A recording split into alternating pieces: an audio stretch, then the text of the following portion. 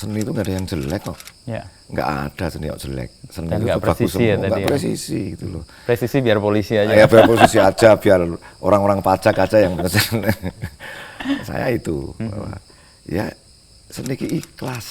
Seni itu ikhlas. Seni itu ya jujur. Dan seni itu anak kandung.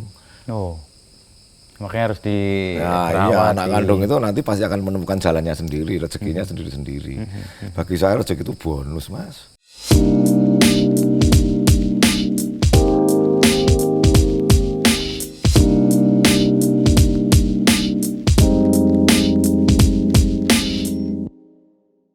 Ini tempat apa nih, Mas? Ini ya cuman tempat untuk ngobrol-ngobrol, Wes. tempat-tempat berkesenian kalau ada yang pada datang. Aha. Di sini tempatnya. Ya. Ini di utara nih. Biasanya ngobrol-ngobrol orang-orang kan di selatan ya. Nah, itu makanya justru harus ada yang utara. Oh. Memberi warna Ya, pada keutaraan Jogja. keutaraan Jogja biasanya orang kan di selatan. Dan itu kayak ada garis ya antara kayak imajiner ya. Garis imajiner. Cah lor, cah kidul, utara selatan. Apa itu yang membedakan Cahlor dan Cah Kidul dulu dalam perjalanan, Mas? Garisnya itu kan rel sepur, rel kereta api. Kalau menurut saya ya karena banyak seniman banyak di selatan, teman-teman yang budayaan banyak di selatan, yang utara itu kan orang-orang terpelajar. Ya, ini mengodak aduk gitu ya. Iya. Pemisahan Itu imajiner itu ya di utara karena ada UGM, di selatan banyak teman-teman seniman, isi tradisi, teman-teman tradisi juga banyak di selatan. Mereka mengaktifasi kawasannya menjadi identik dengan Ya, kelompoknya ya. Ya, tapi juga itu mungkin kulturnya juga gitu, karena daerah selatan memang base-nya seniman-seniman selatan. Kalau utara kan dianggap orang-orang terpelajar. Ini kayak outlier ya, pengecualian berarti. Oh. Ruang seni untuk orang-orang di utara. Iya, ini banyak di sini banyak sekali teman-teman tari, teman-teman ketoprak, teman-teman sampai yang teman-teman silat. Oh iya, di sini. Banyak di sini juga. Lalu ke Mas Krisna, saya manggilnya Encik Krisna atau? Mau Krisna, mau Encik silahkan, karena Encik itu kalau secara legal Wesa lehal. itu Krisna, tapi karena memang saya dipanggil Encik, ya udah sejak kecil saya dipanggil Encik. Apa penyebab dipanggil Encik itu? Dipanggil Encik ketika saya masih kecil itu kan kurus, Oh ya? kecil, kayak katanya konon kayak orang Arab. Oh, kok Encik malah? Iya, malah Encik itu karena orang daerah Solo dan sekitarnya itu Arab. Oh, oke. Gitu. Karena Bukan Cina ya Encik? Bukan, itu bukan Cina. Itu dipanggil dari kecil terus ke bawah. Kebawa sampai sekarang. Encik Krisna. Encik Krisna gitu. Kalau potongan rambut ini kapan? Oh, sudah sekitar hampir 20 tahun yang lalu. Karena rambut saya itu kribo kayak beringin kurung itu. Terus ya dimaksimalkan kayak itu paling maksimalnya gini. Dan malah jadi ciri ya? Ya, itu menjadi ciri saya. Ya perawatannya juga susah sih, tapi ya tidak apa-apa. Tapi kan itu kayak itu cermin dengan apa genre musik yang digemari. Reggae, ya reggae. Itu identik situ. dengan pemberontakan segala macam lah. Tapi saya tuh nggak pernah memberontak. Apa kemarin konser? Cerita nih Suara Serak. Kemarin konser di Solo gede banget kayaknya. Konser apa, Mas? Konser tunggal Negeri Palsu. Oke. Konser Negeri Palsu itu kebetulan saya meluncurkan single Negeri Palsu Ndasmu. Nah, itu terus terang itu. Tapi sebetulnya ada juga sebelum itu saya bikin lagi Negeri Keparat. Negeri Keparat yang itu saya bikin memang ada kelanjutannya dari itu, melihat memotret suasana sekarang. Itu ada asu-asuan, itu kan itu berturut-turut. Itu kebetulan saya single-single gitu. Oke. Jadi kayak berkelanjutan ya. Tapi kegandrungan atau kepekaan atau masuknya Mas Krisna atau Mas Encik ke musik itu awal mulanya gimana sampai sekarang digandrungi sampai demikian gitu ya? Oh ya, itu sebetulnya kayak terjerumus, Mas. Kok karena bisa? Ya, saya itu kan sebetulnya orang yang suka musik. Saya tidak belajar musik, tapi saya seneng dengan musik. Akhirnya ketika saya bisa bermain musik itu, awal yang saya saya menjadi pede itu ketika saya bisa membuat lagu. Oh, oke. Awal SMP saya sudah bisa bikin lagu karena mungkin lingkungan saya lingkungan kesenian. Akhirnya itu, dan saya sekolah juga nggak pinter-pinter banget, selalu ranking bawah. Bodoh banget saya, sekolah itu lah beres. Akhirnya ya itu saya, ini mungkin ini jalur saya di musik. Sampai sekarang udah puluhan tahun. Tapi musik bagi saya itu hanya seneng-seneng sebetulnya, nggak punya, sampai sekarang pun nggak punya ekspektasi apa, seneng-seneng wae. Bahwa itu melepas dari energi saya, melepaskan emosi saya itu ya di musik. Saya aplikasikan di musik gitu. Cuman itu, jadi nggak ada pengen piye-piye, nggak. Tapi menemukan kesenangannya itu di musik, atau ada kesedihan dan kesusahannya juga? Jangan dibilang sedih ya. Kalau bagi saya sedih itu artistik ya. Kesedihan itu artistik. Karena banyak lagu saya yang ketika saya memang terpuruk, gelisah, sedih, itu saya bisa menulis lagu kadang-kadang. Itu munculkan kesenangan. Munculkan kesenangan itu. Baik itu lagu yang orang minta atau saya bikin sendiri untuk diri saya, untuk kegembiraan aja. Dan itu berhasil membuat kesedihan yang mungkin dipandang sebagai sesuatu yang nggak nyaman jadi artistik gitu. Ya, saya mengelola itu, mencoba untuk itu kita ungkapkan. Jadi persoalan orang mau suka atau tidak suka itu saya nggak penting kok, karena saya punya prinsip kesenian itu nggak presisi bagi saya.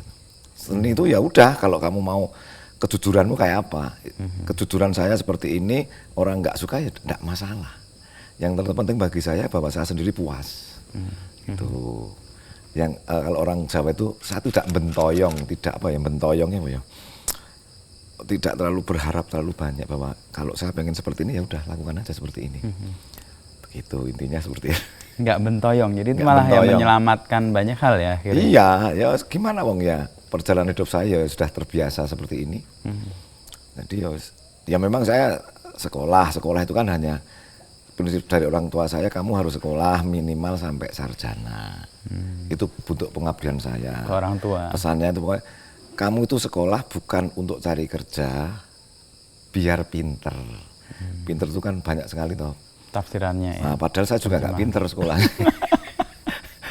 Yang penting lulus gitu, itu pengabdian, dan tahu situasi. Karena prinsip saya bahwa orang pinter itu harus punya kecerdasan sosial. Kalau nggak punya kecerdasan sosial ya ngapain? Ya, sekarang situasinya kayak gini. Apa kecerdasan sosial yang dibayangkan? Ya bisa hidup sesuai dengan apa yang kita harapkan aja. Jangan dipikir kecerdasan sosial itu buat kaya, itu enggak. Ya selamat. Selaman selumun selamat gitu loh, saya itu selamat. Ojo kriminal, jangan kriminal, jangan banyak perkara, punya perkara, itu yang penting aman. Itu bagian dari kecerdasan sosial. Bagi saya itu bagian dari kecerdasan sosial. Bisa bergaul dengan siapapun, bisa ngerti baik dan buruk, itu bagi saya kecerdasan sosial. Saya kan orang konvensional, masa banyak ya wong desa saya itu.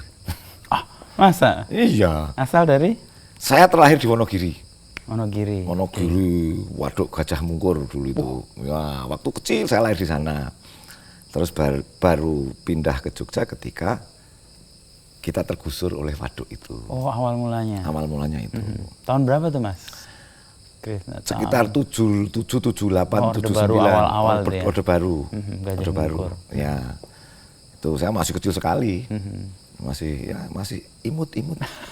Tergusur, masih innocent. Pindah ke Jogja. Sekeluarga? Enggak, keluarga bergeser. Anak-anaknya kan dari 7 bersaudara itu, kita harus keinginan orang tua itu kan, kamu harus di Jogja sekolah. Jadi kebetulan juga kami juga punya rumah di Jogja. Akhirnya kami anak-anak itu kumpul di situ semua. Orang tua di daerah. Tetap ya. Tetap itu. Karena bapak saya masih jadi pegawai di Wonogiri. Jadi saya pindah ke sini. Untuk sekolah? Untuk sekolah, harus sekolah. Yang dari 7 bersaudara itu yang genah ya 6, yang 1 enggak. Tapi kan tujuan orang tua untuk menyekolahkan dan lulus itu kan tercapai. Sudah tercapai, itu saya sudah bangga. Jadi itulah, di level itu saya sudah cukup bangga. nggak apa-apa, orang tua juga sudah kamu udah sarjana udah selesai. Bagi beliau seperti itu. Iya. Dan punya kecerdasan sosial juga. Wah, ternyata, punya kecerdasan itu perspektif saya aja. Ilmu Jawa itu kan yang penting kowe selamat. Ya, itu. Tapi kan kuliahnya Mas Krisna kan hukum ya atau? Iya, hukum. Hukum. Saya sarjana hukum. Lalu lebih banyak menggeluti berkesenian di musik. Ya. Nah. Kalau itu ya itu sejak saya bekerja di musik sejak SMA. Di Jogja. Benar-benar juga? bekerja profesional. Apa itu? Waktu itu era-era zamannya kafe-kafe muncul. Di Jogja. Di Jogja muncul itu saya kerja reguler di situ. Jadi untuk saya tidak menafikan orang tua, tidak. Saya tetap dibiayai orang tua, tapi itu untuk biaya Jajan lah. ya, biaya jajan itu saya bisa, dari itu saya bisa hidup dan pede. Oke. Bahwa di kesenian walaupun waktu itu masih reguler, ya ternyata hidup. Itu. Ya minimal bisa meringankan orang tua. Orang tua ya masih ngeragati saya ya. Tidak menafikan itu. Saya tidak, saya ragati enggak. Saya tetap sekolah, yang penting kewajiban saya sekolah. Saya bekerja di musik, di reguler cafe gitu. Waktu itu Apa bermusik? band, Ngeband. band-bandan ya, dengan grup saya band-bandan. Saya masih belum nyanyi, Mas. Oh, Masih ini. main bass. Oh, bass. Main bass. Oke. Itu. Di awal-awal itu. Di awal-awal itu. Terus ketika kuliah berlanjut atau Nah, ketika kuliah berlanjut masih terus, saya sekitar hampir 15 tahun reguler. 15 tahun lebih baru memutuskan untuk membuat karya secara waktu itu di major label waktu itu awalnya, terus keluar, terus indie label sampai sekarang. Label, istilahnya indie label. ya, ya. Dan itu bagian dari hal yang Mas Krisna sukai dan kemudian itu Ya. menemukan kegembiraan lah di situ Antara ya. disukai, kepepet, dan kutukan. Karena Gimana menurut saya- menafsirkannya aja nih? Jadi ya mungkin saya sudah dikutuk untuk di sini. Dan saya memang seneng gitu, karena nggak mungkin masa jadi dokter, sarjana hukum aja nggak kepake, gitu loh. Pernah sih kerja waktu itu karena saya disuruh menikah. Oh, Saya menikah tuh disuruh menikah. Saya harus kerja ini, karena kan itu dulu orang-orang dulu kan, ya kalau berani menikah harus punya pekerjaan. menafkahi lah ya. Menafkahi, akhirnya saya kerja, Mas. Kerja jadi warehouse, penjaga gudang, tapi tiap malam masih kerja di kafe gitu. Karena itu Ya kegembiraan untuk calon mertua itu biar saya udah kerja di mana itu kan, itu di kan, warehouse ya. warehouse, bener, warehouse, penjaga gudang Iya, iya. di pabrik tekstil gitu. Wah, gajinya luar biasa besarnya. Luar biasa besarnya. Nah, itu kayak untuk status bahwa bekerja aja. Bekerja untuk syarat menikah. Oh, syarat. Syarat menikah, gitu. Syarat menikah harus seperti itu. Ya, tapi tetap nyambi itu karena gaji saya itu hanya cukup untuk 4 hari. 4 hari, 5 hari baru udah kelar, udah habis. Gitu. Kalau nggak nyambi kerja di musik, saya nggak mungkin bisa. Tapi jangan salah, ketika itu saya juga bisa ngangsur untuk beli rumah, itu sudah bisa, karena ya itu, karena saya menghormati pekerjaan saya harus menghormati menyukai pekerjaan saya di musik. Ya, alhamdulillah saya bisa kredit rumah. Itu modal. Jadi jauh sebelum saya menikah saya sudah punya rumah. Awalnya seperti itu. Terus ada cerita kan yang saya dengar ya, Mas Krisna, soal gempa ya 2006 itu ya. 2006. Yang kan ada usaha yang dirintis Ada usaha. sebelum nikah atau Oh, setelah? sebelum nikah, saya tuh masih kerja juga. Saya bikin oli, perusahaan oli. Bikin oli bekas pemulung, Mas. Oke. Saya jadi pemulung oli. Jadi saya belum menikah itu akhirnya saya memutuskan untuk menjadi pemulung. Saking bingungnya tuh. Itu belum punya anak saya. Tapi sudah menikah? Sudah menikah. Akhirnya saya memutuskan itu biar karena waktu itu mobil bekas di bengkel-bengkel di PJKA oli Ngepul, kereta berarti api, ngepul saya oli bikin bekas. kolam untuk dikepul dan nanti saya setorkan resmi itu, Mas. ke perusahaan oli besar di Bekasi sana, jadi oli sintetik. Oke. Itu berjalan sampai 2006 gempa, itu sudah berjalan, masa punya anak buah. Dari awalnya itu memulung sendiri saya. Sendiri, benar-benar Sendiri datang. memulung pakai pickup, pakai drum 8 drum gitu, memulung sendiri. Dari bengkel ke Dari bengkel, bengkel sampai area Jogja dulu, melebar ke Ponorogo, ke daerah Jawa Timur, ke Wonogiri. Saya punya lagi di sana. Ya waktu itu bagus, secara ekonomi bagus. Jadi oli, saya bikin oli pemulung, memang benar. Saya sampai waktu itu bikin KTP aja pemulung saya. di naming di terus, KTP-nya. Pemulung, terus akhirnya dicatat nggak bisa, pemulung bukan pekerjaan. Ya akhirnya tetap seniman yang saya pakai gitu. Ya. Tapi Seniman saya masih mulung. aktif menjadi seniman masih, tetap. Oke. Jadi siang sampai malam pemulung, Ngumpulin oli. malam ya terus ya sampai punya lagi di daerah Wonogiri itu tetap. Itu berhenti karena gempa. Karena Jadi itu kan saya punya area gede gitu, ada rumah tingkat yang saya sewa, kena gempa hancur semua. Ada yang meninggal juga. waduh, Jadi ininya apa? tandonnya. Kolam besar gitu, pecah. Jadi olinya melebar ke sana semua, banyak diprotes juga. Ke warga.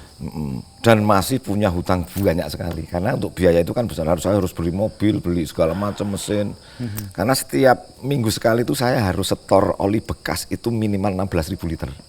Sangat tinggi dong. Gua kontainer gede itu, Iya. tangki gede itu. Nah itu sejarahnya itu.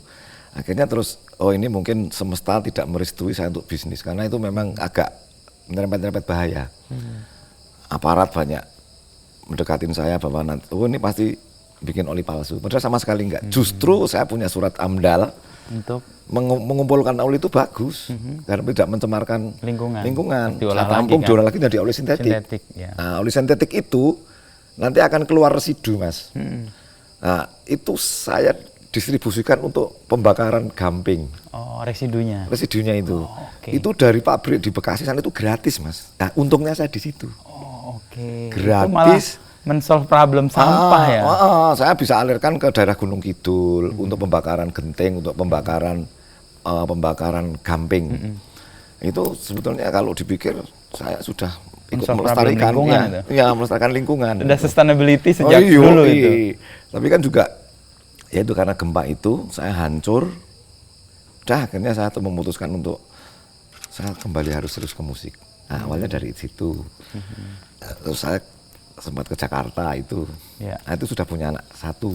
Oke. Tapi proses untuk kemudian menyelesaikan persoalan yang sangat serius pasti kan dari perusahaan oli tadi, terus gempa dan itu dikomplain warga, terus habis itu kayak bangkrut kan akhirnya. Bangkrut. Nah, itu gimana? Musik. Kembali lagi musik. Kebetulan single saya waktu itu lumayan jadi cat 5. Bisa menutup hutang-hutang saya. Itu ya puji Tuhan. Ya, Akhirnya bisu proses dari situ, terus akhirnya saya memutuskan untuk udah saya bermusik aja. Itu ceritanya gitu.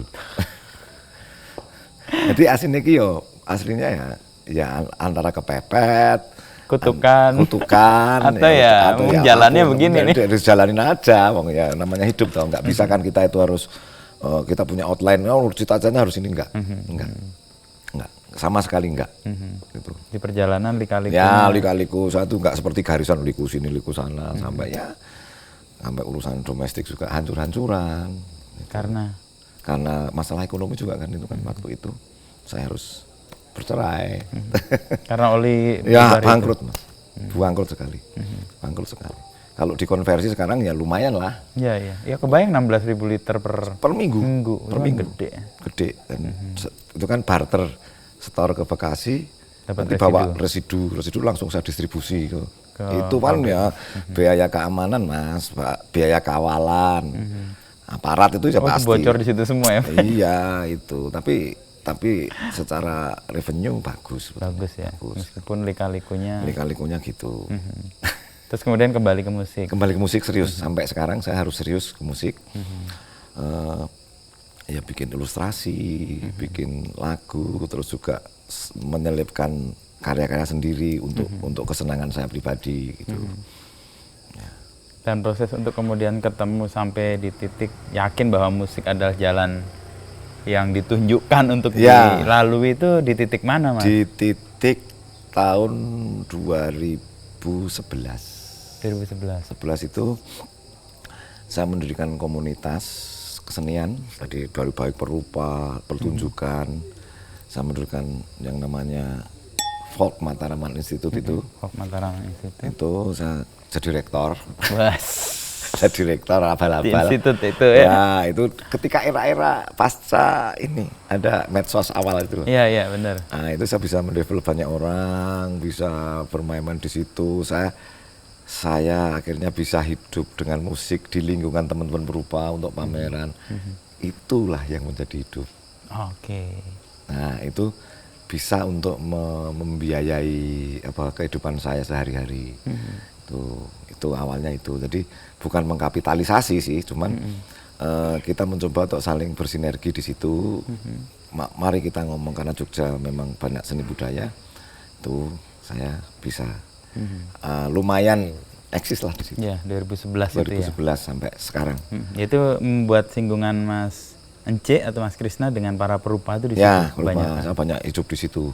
Teman-teman pameran kita support, mereka juga support saya. Misalnya, yuk aku bikin karya, yuk support. Itu kan yang namanya arisan seni itu loh. Oh, saya istilahkan arisan seni dengan teman-teman seniman yang lain, baik seniman tradisi, seniman visual dan segala macam, teman pertunjukan itu. Bikin-bikin kayak gitu. Ya, ya. Pernah juga dulu awal-awal bikin kayak rekam bergerak. Kita bikin musik dengan di luar, dengan ambient di luar kayak apa.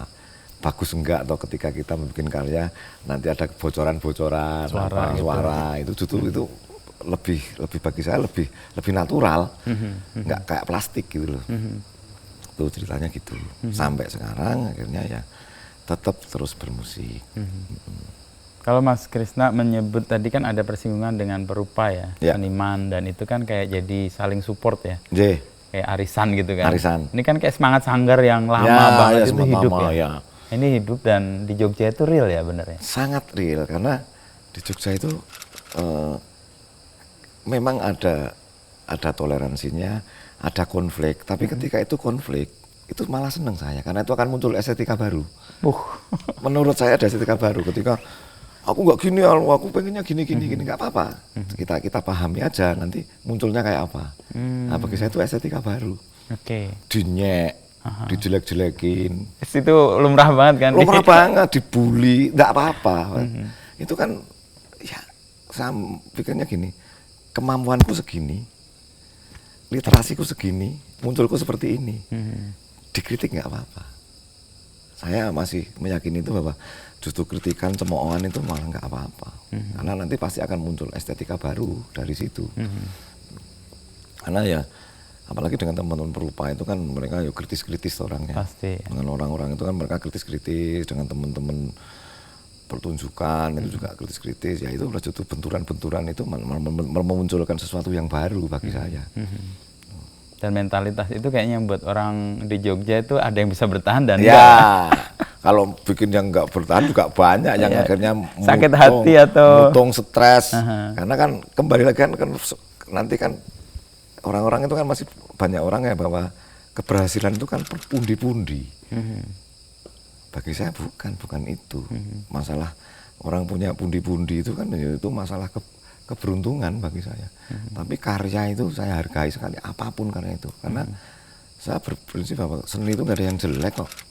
Nggak ada seni yang jelek. Seni dan itu bagus semua, nggak presisi gitu loh. Presisi biar polisi aja. Ya biar polisi aja, biar orang-orang pajak aja yang saya itu. Bahwa, ya seni itu ikhlas. Seni itu ikhlas. Seni itu ya jujur.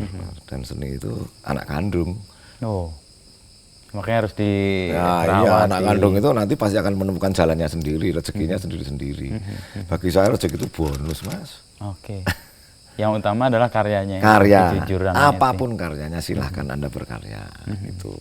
Dulu waktu di Folk Mataram itu teman-teman visual ngajarin gambar, orang yang nggak suka gambar diajarin gambar, bahwa semua gambar itu pasti bagus kok. Diajarin nyanyi, kita bikin recording, ayo nyanyi yuk, siapa nggak biasa nyanyi biar seneng, minimal didengerin di keluarganya sendiri. Itu kan menurut saya itu bagus gitu, untuk memotivasi orang untuk mau berkarya. Nah, di tengah perjalanan yang panjang ya Mas Krisna itu punya situasi yang berliku-liku dan kadang-kadang nggak sesuai dengan harapan, tadi merencanakan sesuatu gagal, terus kayak bangkrut di tengah jalan dan itu merubah banyak hal gitu ya. Apa yang bisa dipelajari dari perjalanan yang panjang berliku dan sebenarnya banyak nggak mengenakan, tapi Mas Krisna kayaknya slow-slow aja nih, santai aja. Saya tuh punya prinsip gini Mas, orang yang sudah jatuh di lantai ini ya, nggak mungkin dia ngeduk-ngeduk gini untuk jatuh lagi, nggak mungkin. Itu prinsip saya seperti itu. Ya udah apa adanya aja. Bahwa apa yang kita lakukan, kita ikhtiarkan, belum semesta belum memberi, itu ya enggak apa-apa, jalanin terus aja. Itu yang itu membuat saya kuat seperti itu, padahal saya juga ya harus menghidupi keluarga. Dan yo terbukti ya saya aman-aman baik Mas. Saya ya bisa hidup, merasa saya sudah cukup layak. Jadi itulah yang membuat saya selalu berprinsip untuk tadi bilang saya harus mengelola mahma dalam diri saya, harus elan vital yang saya ini harus terus ada. Karena ketika elan vital atau mahma saya itu enggak ada, ya sudah selesai bagi saya itu. Saya selalu berkumpul, berinteraksi dengan teman-teman itu. Rumah saya juga sering, hampir setiap malam orang datang, saya juga keluar segala macam itu kan ya. Saya butuh interaksi. Itu bagi saya sudah memberi kepuasan pada saya. Jadi kalau dikait-kaitan itu ya kayak wah, makanan rohani lah. Makanan rohani itu. Itu yang terus membangkitkan atau memelihara api elan vital itu. Para apinya itu harus terus gitu. Ya terus berjuang lah gitu kan. Karena perjuangan itu ya nggak akan selesai toh Mas. Nek finish ki rampung udah, kalau udah selesai enggak boleh. Apapun harus terus dilakukan. Begitu. Tapi dari semua yang tadi dijalani, terutama yang di kesenian kan, Jogja kan kayak punya apa ya, daya pikat tersendiri untuk terus berjuang di sini. Tapi kan sisi-sisi negatifnya juga banyak sebenarnya. Banyak banget Mas. Tapi kalau kita bicarakan yang negatif nanti kita malah nggak semangat. Ya, saya beruntung hidup di Jogja, saya sangat beruntung. Karena suasana lingkungan Jogja itu sangat mendukung untuk berkesenian. Di Jogja itu mau bikin kesenian apa aja diperbolehkan. Apapun yang sampai ya mungkin orang luar menganggap itu norak, nggak mungkin atau nggak agak negatif, itu di Jogja kan masih bisa karena banyak institusi kan di sini institusi hidup, dan secara monarki juga ada kan, kulturnya ada, memang ada ruang untuk itu, ruang berekspresi itu penting, dan saya merasa Jogja sangat bagus di suasana itu, sangat bagus. Jangan ngomong industri dulu ya. Jangan ngomong industri dulu. Industri saya nggak bisa komentar. Kali ini kan itu bonus aja kan. Bonus aja. Akhirnya ya. Kalau dikatakan kalau kamu banyak orang, kalau kamu pengen jadi musisi ya jangan di Jogja, di Jakarta. Ya itu silahkan. Nah, ruang ini bagi saya tuh Jogja itu ruang haru. Ruang haru. Sangat ruang haru karena banyak keharuan di situ. Haru kan tidak harus sedih tuh. Iya. Seneng juga bisa terharu. Betul. Nah itu bagi saya ini Jogja itu ruang haru, dan komunitas di Jogja itu sangat mendukung bagi saya. Saya sangat mencintai suasana itu. Dari berbagai generasi saya pikir nyambung, ya? Masih terus kok. Anak-anak Jogja yang masih muda-muda juga masih baik, bisa menghormati itu, dan banyak hal yang muncul, ide-ide yang muncul itu kan bagus bagi saya. Aman lah nih Jogja. Tapi kalau di sisi yang lain ya, di Jogja itu kan kadang-kadang melenakan tuh. Tadi ruang haru ya.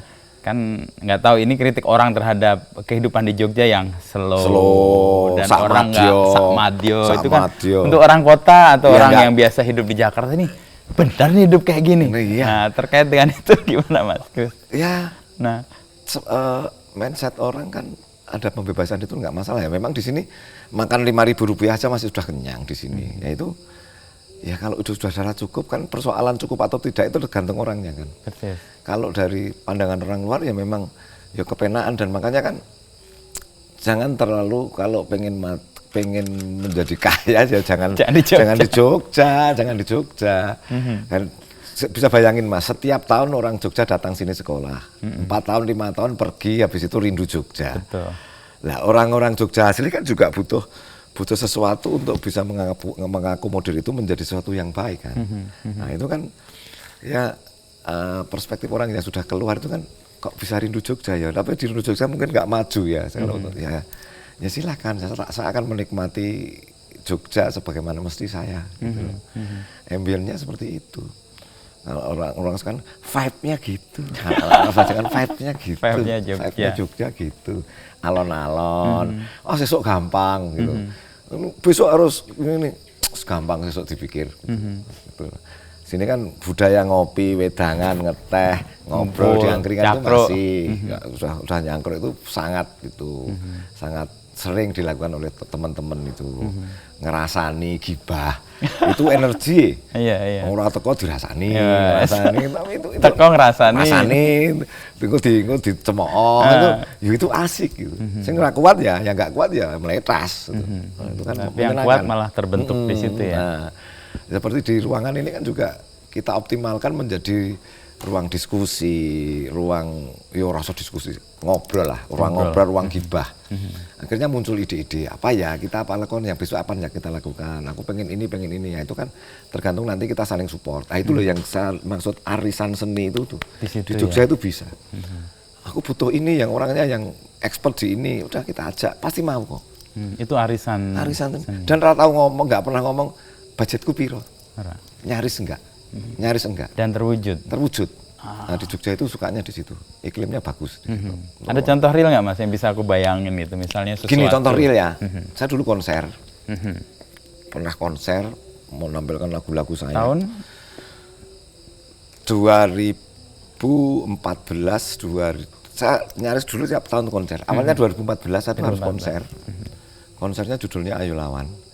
Itu saya konser di konser hall.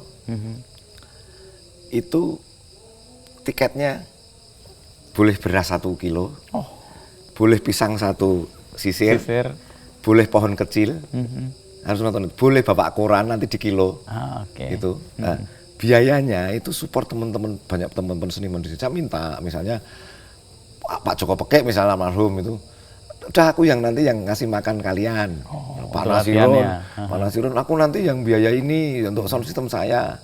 Terwujud Mas, dan kerjasama dengan Dinas Kehutanan, penonton dikasih bibit tumbuhan untuk ditanam di masing-masing rumah. Itu ada yang bawa ketela, itu dikonversikan menjadi tiket. Karena saya sebetulnya orang yang tidak sepakat tontonan itu gratis. Iya. Saya tidak sepakat bahwa karena kalau digratiskan nanti apresiasinya jadi kurang Mas.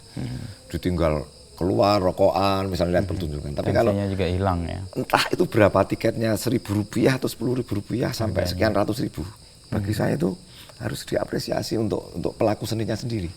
Jangan dibiasakan untuk mereka gratisan gitu. Nah itu mulai itu habis itu ya itu saya selalu gitu. Gerakan hijau segala macam itu harus sentimen itu. Terus ya harus ditiketin. Itu contoh-contoh yang sampai sekarang saya misalnya konser pun itu masih disupport. Arisan teman-teman arisan tadi.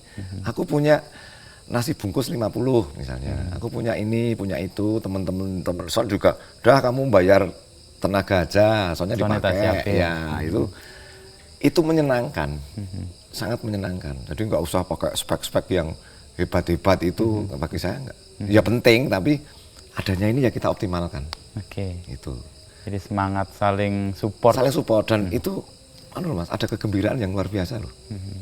Proses itu yang sangat menggembirakan. Saya tempo hari kalau latihan itu di studio ya minjem ke temen atau memang kalau studio resmi itu ya gitu biasanya support mereka. Udah santai aja dipakai gitu. Nah, itu kegembiraan itu pasti muncul dalam proses itu. Orang no kesedihan rumah. Walaupun esok jatuh debet iki gue buat ini nggak ada ini. nih. Nah, ini jatuh pilot ini. Ya tapi alhamdulillah ada aja yang support. Itu menyenangkan sekali. Di proses itu menyenangkan sekali. Persoalan hasil itu nanti hasil itu kan subjektif toh. Kalau saya sudah merasa puas ya ngapain? Dikritik ya enggak apa-apa gitu aja. Ikhlas baik gitu. Tapi dengan kesadaran seperti itu kan butuh iman yang kuat tuh, bahwa semua akan support, semua akan memberikan bantuan untuk terwujudnya sesuatu. Ya kadang memang kita punya skala prioritas ya. Aku butuh semene, tapi akhirnya di tengah itu nggak apa-apa. Tapi kadang-kadang bisa melebihi loh Mas, jangan salah. Dan rata-rata apa yang saya harapkan itu sesuai. Nggak tahu yang tapi saya perilaku saya sampai sekarang seperti itu. Itu pasti banyak teman-teman yang nyupport. Karena mungkin yo mesake ya nggak tahu ya. Kalau kasihan lah itu kalau istilah Jawa kayak kere punjen apa. Kere punjen itu wis kere banget misalnya gitu. Ya enggak apa-apa, itu saya lakukan terus. Saat kok orangnya enggak saya merasa punya kelebihan, saya enggak gampang tersinggung orangnya. Dinya ya ora apa-apa, diledekin ya enggak apa-apa gitu. Itu yang buat bertahan di Jogja. Bertahan di situ itu. Seru ya. Kalau saya kan wah aku targetku semene saya sombong gitu ya, itu malah saya mah lucu. Ini bukan Krisna Ance ini. Krisna ya. Wisnu ya. Krisna sama Wisnu kan satu garis. Nah, satu garis kita titisannya mereka. Nah tadi Mas Cek kan nyebut bahwa Jogja itu arisan seni itu kuat banget. Dan ini kan yang membuat juga ekosistem di sini tumbuh. Ekosistem bagus. Ya, sekarang kalau ada, kayak ini hari ini kan Arjok nih. Arjok ya. Bulan ini. Kan kelihatan arisannya tuh terwujud tuh. Di semua tempat sampai rumah-rumah pribadi pun dibuat galeri. Jogja itu kalau ngomong dunia visual ya. Itu luar biasa. Puluhan Mas, puluhan. Dan undangan pameran tuh berapa biji sehari. Dan itu luar biasa, kehidupannya bagus banget itu. Entah itu dapat nilai ekonomi atau tidak, itu bagi mereka itu ada semangat di situ bahwa ini perayaan. Perayaannya di bulan-bulan ini, dan itu luar biasa, semua turun dari sekian ribu perupa lah katakan, dan itu juga teman-teman pertunjukan juga bisa terlibat untuk membuka pameran, untuk hiburan. Nah itu luar biasa. Dan saya tadi ngomong ya, saya tuh sampai hidup di situ. Di luar ini perayaan seni rupa Arjok dan sebagainya ini, karena hampir setiap minggu ada pameran. Dan itu butuh kolaborasi dari baik itu teman-teman tari, teman-teman musik. Itu jangan salah loh Mas, tidak semuanya mereka memberi secara finansial ya mungkin dikasih karya lukisan kecil, ini buat kamu, untuk menghargai, itu sudah luar biasa itu. Merangsang untuk orang selalu berkegiatan. Itu bagusnya di Jogja itu. Dan nggak melulu, kalau saya lihat tuh transaksional gitu ya. Jadi nggak kayak jual beli, nggak transaksional. Dan nggak dihitung sebagai kayak apa ya, investasi juga. Investasi atau balas budi. Enggak. Karena lulus aja ya artinya ya. Nah, makanya sekarang kalau misalnya di Jogja itu ada pertunjukan atau ada pameran, pasti berbondong-bondong. Dia harus absen muka. Oh kayak itu datang, temanku itu datang. Nah itu nanti mereka kadang-kadang ya nyatet sana. Oke, kalau manten itu ya. Manten itu kan, dia sekian ribu, dia teman sekian ribu. Kalau mantenan kan di desa kan gitu. Kalau di sini asal datang guyup itu penting. Suasana guyup itu memang ya alhamdulillah sampai sekarang guyup. Teman-teman guyup. Persoalan friksi, ada persoalan dengan beda itu kan urusan mereka. Tapi secara komunal, walaupun kadang-kadang saya nggak suka dengan sampean ya, misalnya Anda podor seni sama semen, ya kita datang. Itu tabungan sosial yang harus kita jaga, itu pagar sosial yang harus kita jaga. Kalau masalah orang nggak suka si A si B itu ya manusiawi bagi saya, dan biasa sekali. Dan nggak semua orang juga perlu menyukai juga. Enggak semua orang harus suka sama kita kan, kayak malaikat aja.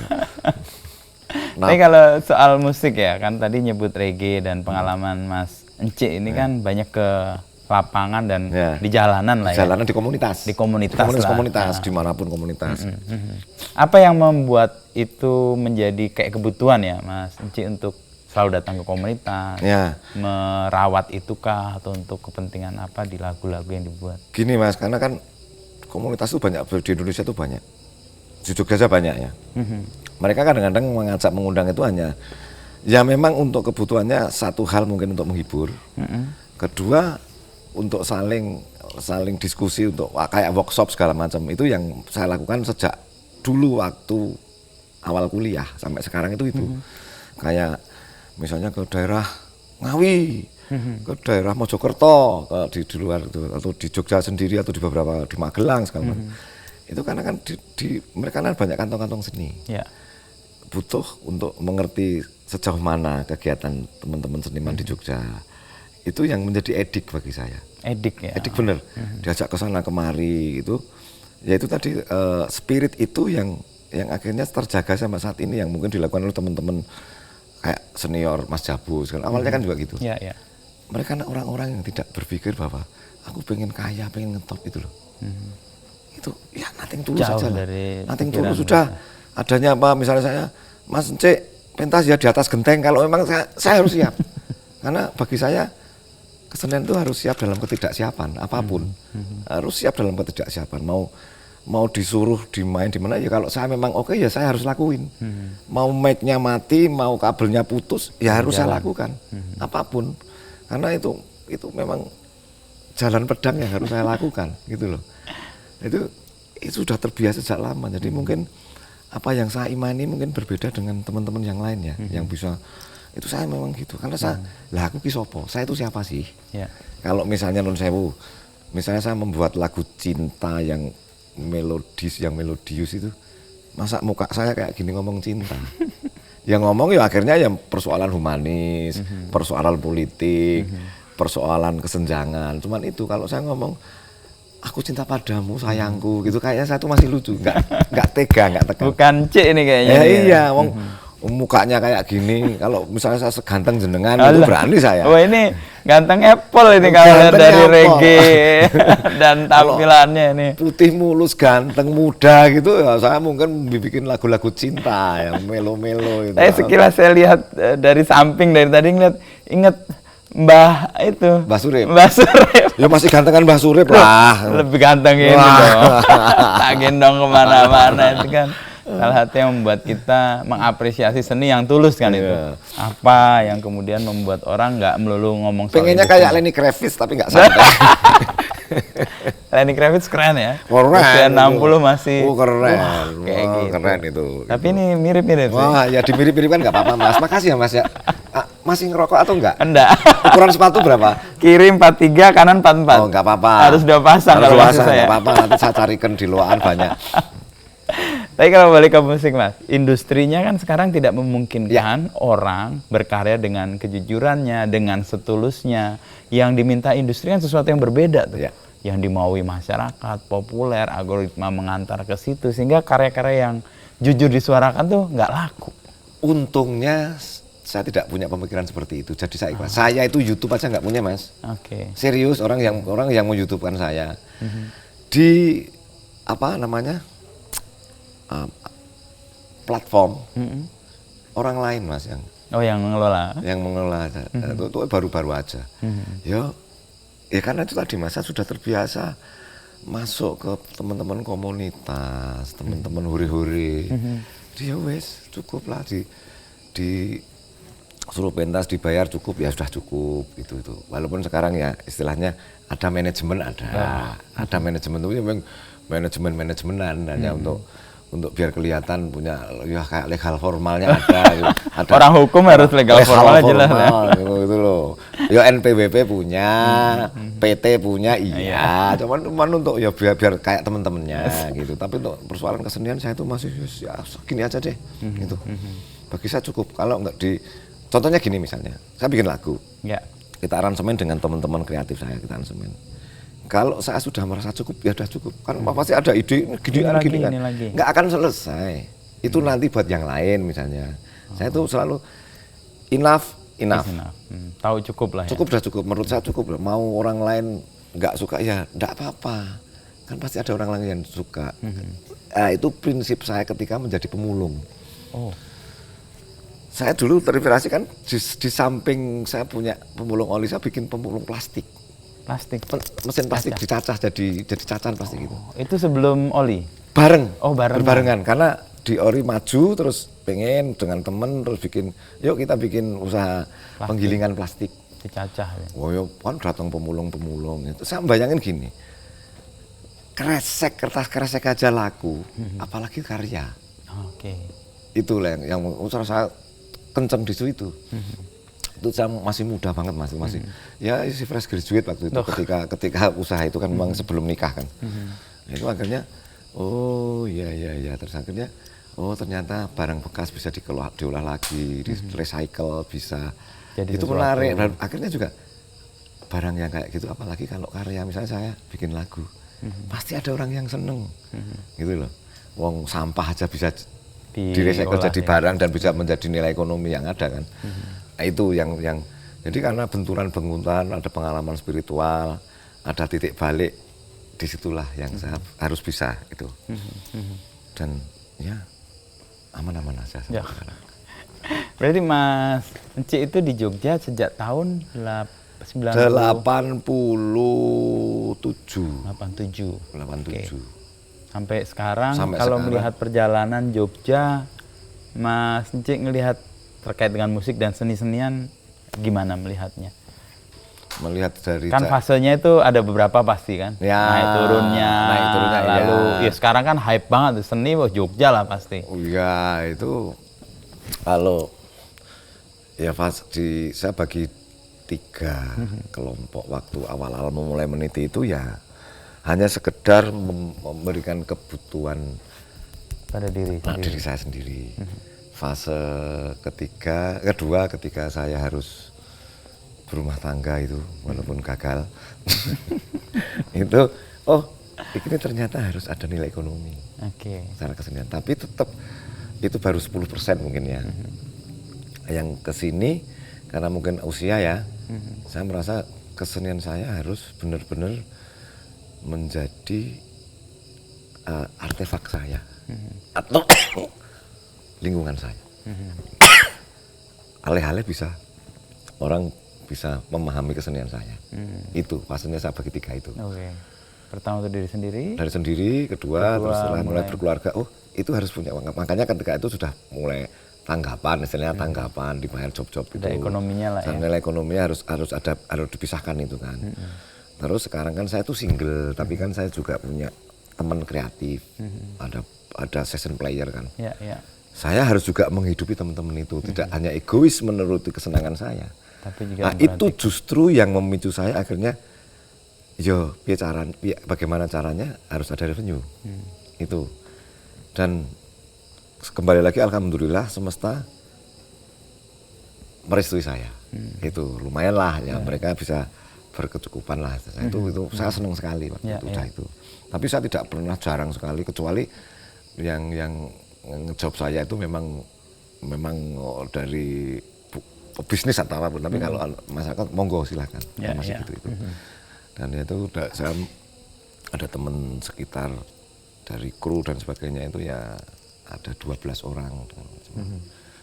Ya alhamdulillah lancar, ada job segala macam kemana, apalagi juga di kesenian saya juga ikut Indonesia Kita sebagai songwriter, jaringannya gengnya Mas Butet CS. Saya bisa ke Indonesia 2 bulan sekali, bisa konser sendiri gitu dengan teman-teman seniman yang lain dan teman-teman teater.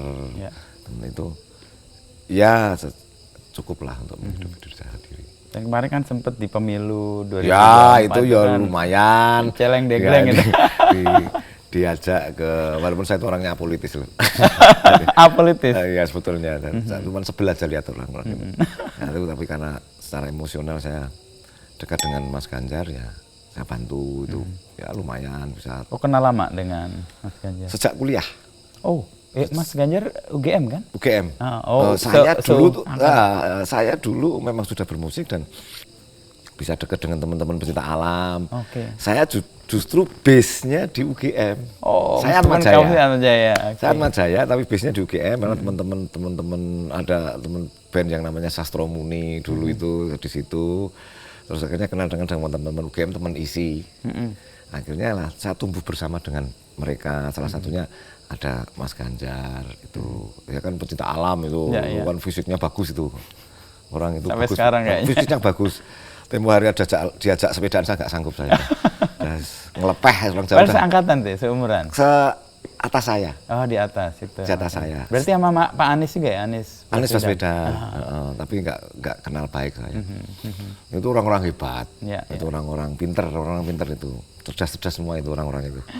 Nah itu sempat dikatakan berafiliasi dengan politik. Ada mau cerita ada sponsor yang harusnya menghentikan saya karena saya dianggap berafiliasi, ada kontrak dihentikan karena saya berafiliasi politik. Ya sudah, enggak apa-apa, diterima aja.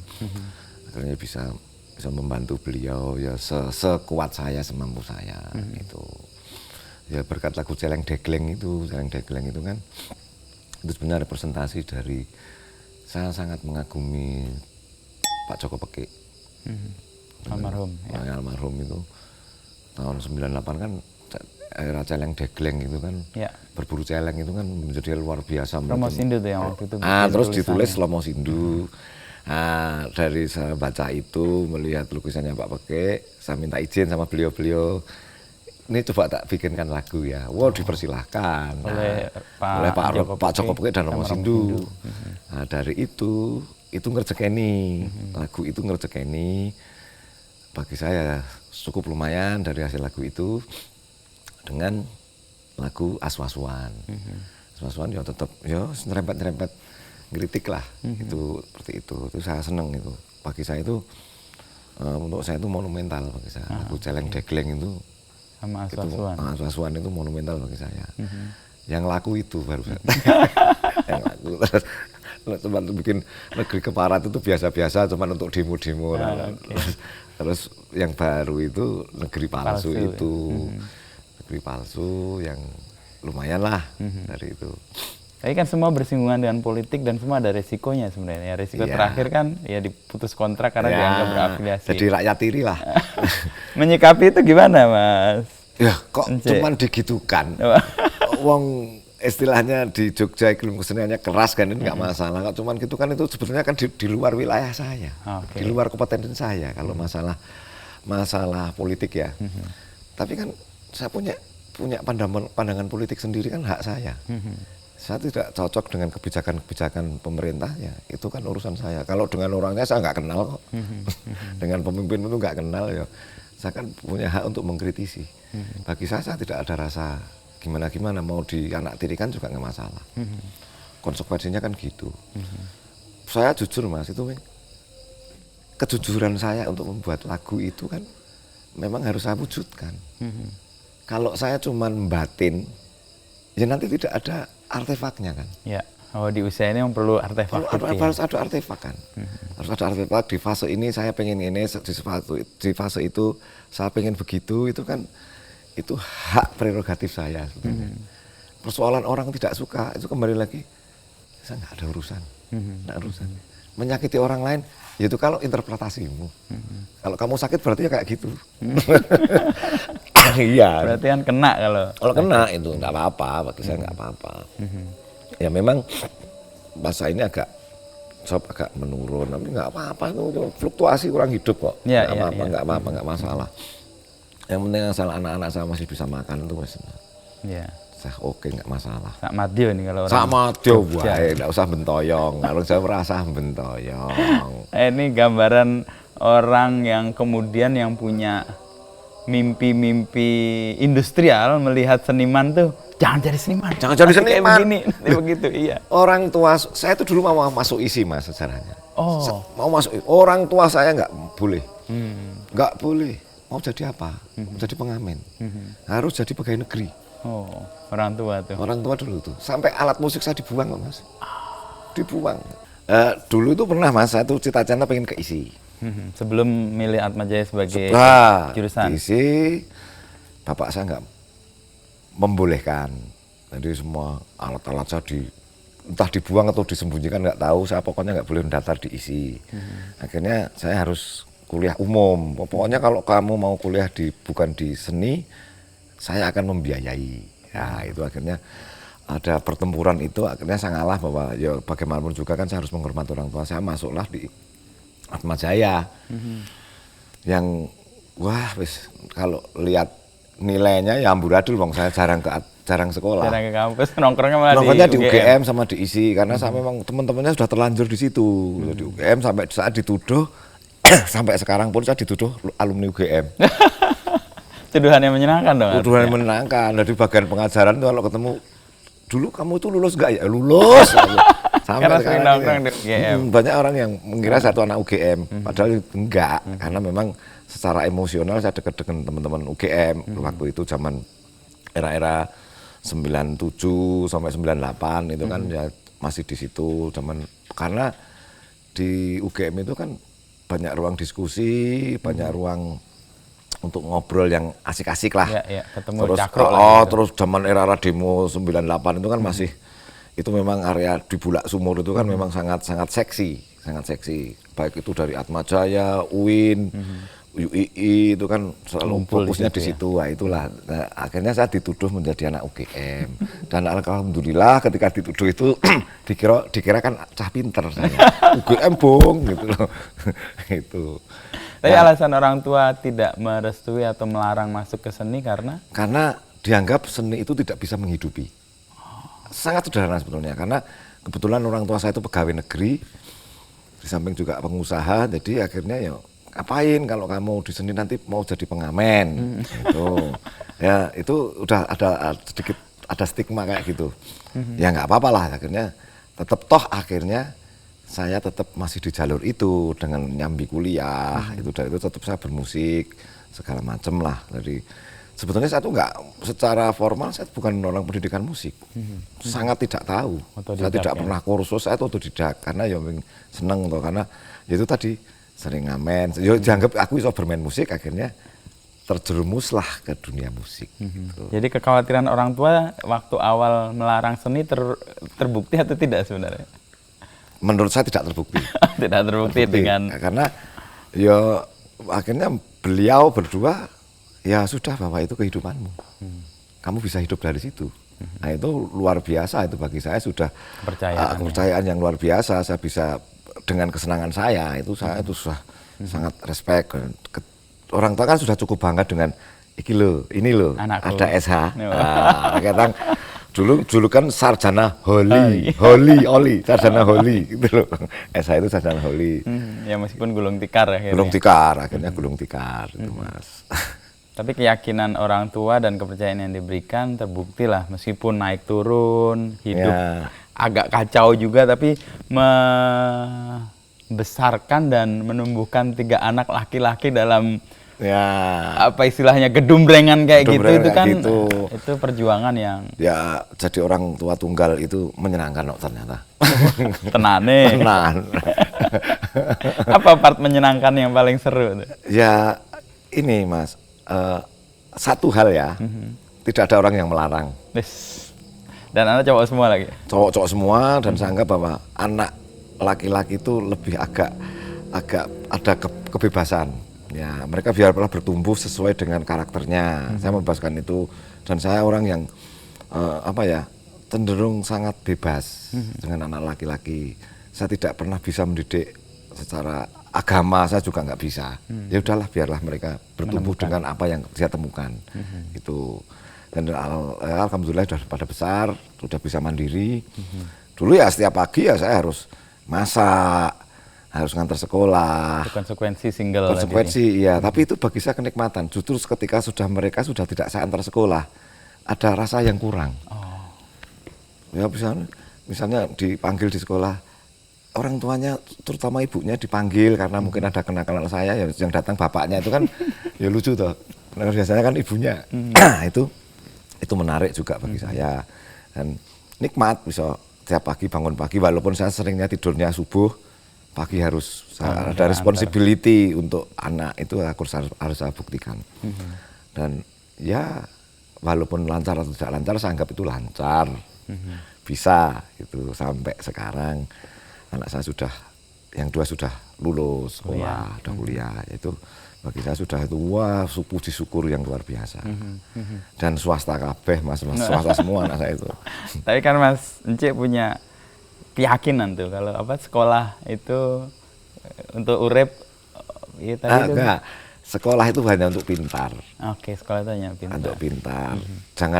Jangan sekolah itu untuk kerja. Nah, untuk menjadi pintar aja. Tuh. Dan dengan tanggungan 3 anak cowok ya, dengan anak hidup cowok. di seni yang Ya, up and down itu ya, tapi terlaksana kan ya. Ya, itu sudah anugerah Mas, sudah bersyukur saya. Nggak ada keluhan saya untuk pengen gitu-gitu enggak. Udah cukup, bagi saya udah cukup.